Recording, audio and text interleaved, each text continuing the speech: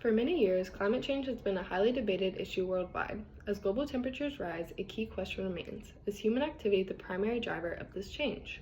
The majority of scientists, known as the consensus view, argue that human actions, particularly the burning of fossil fuels, are responsible for the increase in atmospheric CO2 and the resulting climate shifts. On the other hand, the minority view challenges this perspective, asserting that natural factors play a more significant role and that global warming is not as urgent as it is often portrayed. Key points of the debate include whether rising CO2 levels are primarily caused by human activity, whether extreme weather events stem from climate change, and whether scientific consensus should be the deciding factor in this discussion. Understanding both sides of this debate is crucial in addressing the future of our planet.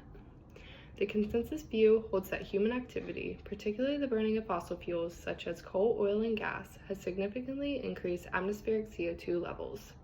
Since CO2 is a greenhouse gas that traps heat, this increase is expected to warm the planet, with the severity of warming escalating as CO2 concentrations continue to rise. Historical data show a strong correlation between CO2 levels and temperature increases, further supporting this claim. As seen in this graph, the correlation between CO2 and temperature has been steadily increasing since the 1960s. The minority view challenges this notion that human activity is the dominant force behind climate change. Skeptics point to historical climate fluctuations such as the medieval warm period, which saw temperature increases without a corresponding rise in CO2 levels.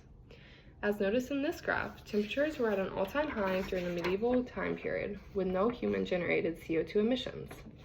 They also argue that CO2 makes up only 400 parts per million of the atmosphere, with human-generated CO2 accounting for just a small fraction of that.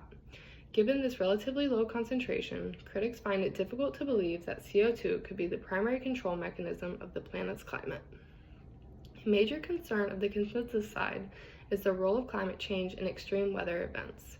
Rising global temperatures have contributed to an increase in heat waves, wildfires, hurricanes, and sea level rise. Scientists argue that the frequency and intensity of these events has escalated due to additional heat energy in the atmosphere. For example, higher temperatures contribute to more evaporation and moisture in the air, leading to stronger hurricanes and heavier storms. Rising sea levels caused by thermal expansion and melting ice caps have already begun flooding coastal communities, forcing many people to relocate. As seen in this graph, sea levels have been on a steady rise since around 1880. If current trends continue, several low-lying regions could be submerged in the near future. On the other hand, regarding extreme weather, skeptics argue that natural variability better explains climate trends. They point out that data show no significant overall increase in snowstorms, hurricanes, tornadoes, or wildfires. Some argue that perceived increases in tornadoes are due to improvements in detection technology rather than actual increases in frequency. Similarly, they note that population growth and increased infrastructure have led to more property damage, making it seem as though extreme weather events have become more severe, when in reality, the damage is due to urban expansion. Another strong point of the consensus view is the overwhelming agreement among climate scientists.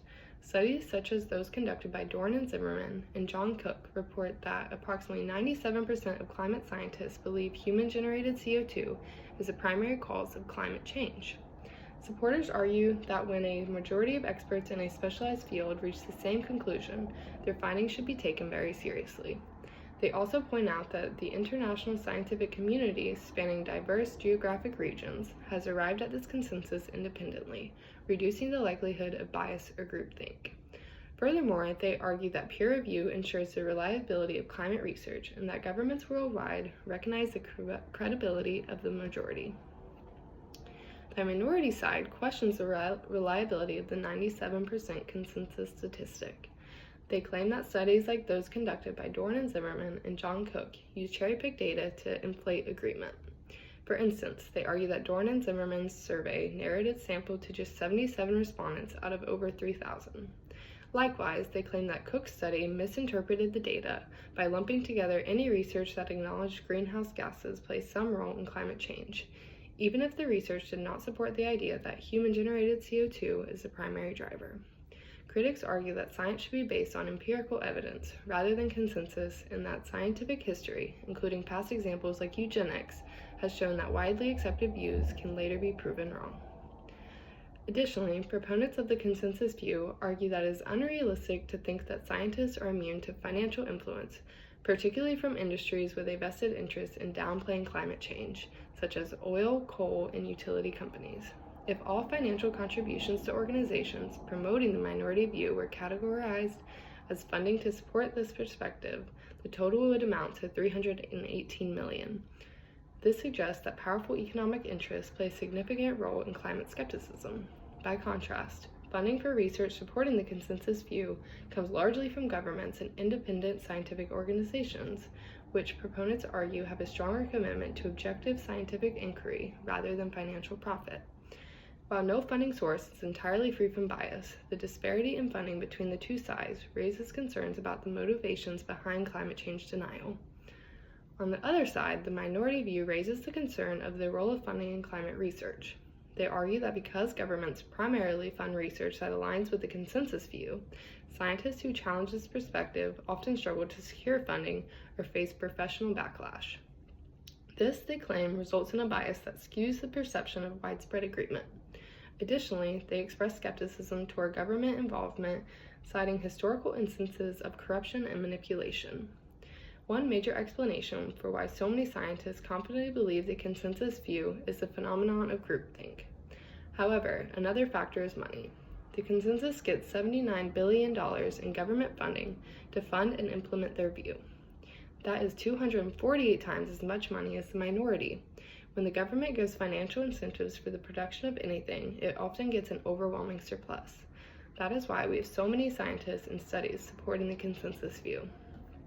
Climate change debate is complex, with both sides presenting compelling arguments. The consensus view emphasizes the role of human-generated CO2 in rising temperatures, extreme weather, and sea level rise, backed by a majority of climate scientists. Meanwhile, the minority view argues that natural variability, data inconsistencies, and funding biases challenge the dominant narrative. Understanding both perspectives allows for a more comprehensive evaluation of the climate change discussion.